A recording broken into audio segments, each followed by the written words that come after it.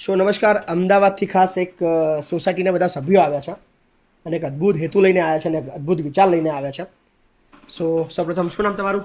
સત્યમ દુધાત. સત્યભાઈ, શું હેતુથી આવ્યા પહેલા તમે? અમે તમારા વિડીયો જોયા સાહેબ, Okay. અને સિએસ્ટા ડ્વેલિંગ અમદાવાદ સોસાયટીમાં રહી છે. અમારું એક હનુમાન ચાલીસા ગ્રુપ છે ઓકે, અને સાંજે રોજ બધા વડીલો બેસીને હનુમાન ચાલીસા કરે. હમણાં અચાનક તમારો વિડીયો જોતા વિચાર આવ્યો કે ભાઈ આપણે ભાઈ બાપુને મદદ કરી જોઈએ, તો અમે 5-6 મેમ્બર મળીને તમને મળવા આવેલા છીએ. સો એ સહયોગ આપવા આવ્યા હતા. તો સહયોગ લેતા પહેલાં મેં એમને કીધું કે તમે સહયોગ આપવા તો આવ્યા છો, પણ મારી દિલથી ઈચ્છા છે કે તમે જે જોવા તમે વિડીયો જોઈને આવ્યા છો પહેલાં એ ખાતરી કરો, એ જગ્યાએ જાઓ, એ બધી સંસ્થાની મુલાકાત લો, બધું જ જુઓ અને પછી ઈચ્છા થાય પછી આપો તો મને વધારે ગમશે. સો આપણે ચેક લેતા પહેલાં એમને ત્યાં મોકલ્યા અને હવે કાકાને પૂછીએ. કાકા, શું નામ તમારું? પ્રવીણભાઈ ઠક્કર.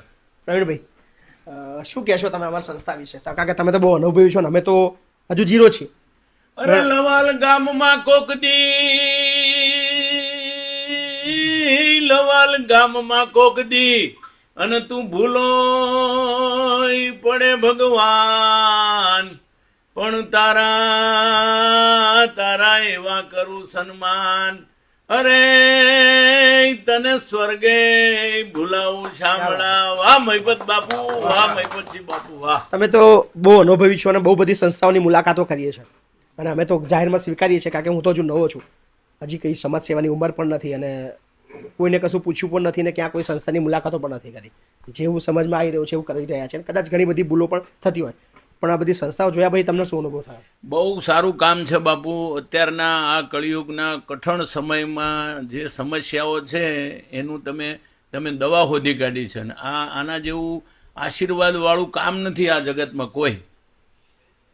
કારણ કે બધાને એવું લાગતું હોય છે કે પૈસા સર્વસ્વ છે અને અમે એ સ્વીકારીએ છીએ કે સુખી ઘરના પણ વડીલો અમારા વૃદ્ધાશ્રમની અંદર છે.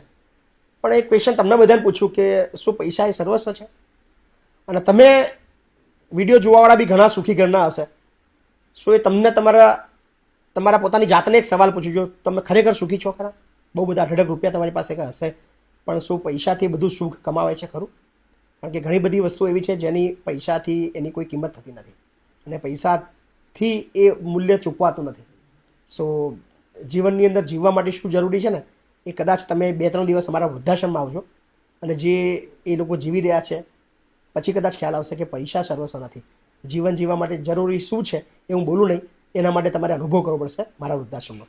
સો યસ, શું કહેશો તમે? મહિપતસિંહ બાપુનું નામ અને લવાલ ગામનું નામ અમે બહુ સાંભળેલું, એટલે એમને વ્યક્તિગત ઈચ્છા થઈ કે અમે આજે રૂબરૂ મળીએ. અમે ખાલી એટલું જાણતા હતા કે અહીંયા